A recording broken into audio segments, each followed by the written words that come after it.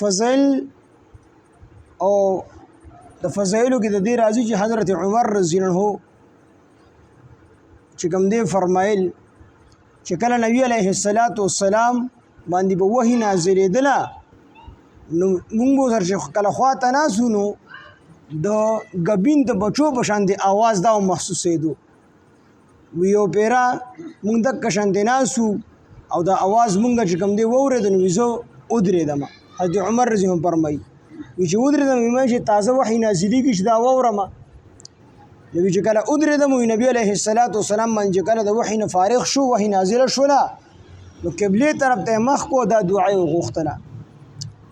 چې اللهم زدنا ولا تنقصنا واكرمنا ولا تهنا واعطنا ولا تحرمنا واثرنا ولا تؤثر علينا وارض عنا وارضنا. معنی دا اللهم زدنا یا الله مونږ له زیات راکې ولا تنقصنا او الله مونږ له مکموي واكرمنا الله مونږ له عزت راکې ولا تهنا الله مونږ مذلیل کوي واعطنا الله مونږ له راکې ولا تحرمنا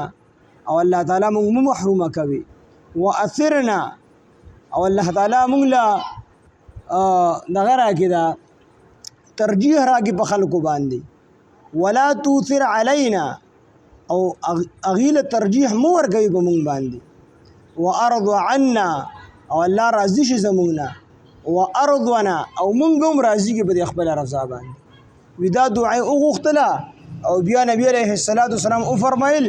چې دا مخکنی چې کوم لس آیاتونه دي دا چې څوک لولي او په دې باندې عمل کوي نبی علیه السلام او فرمایل چې د دې کس لپاره جنت ته تلل واجب شو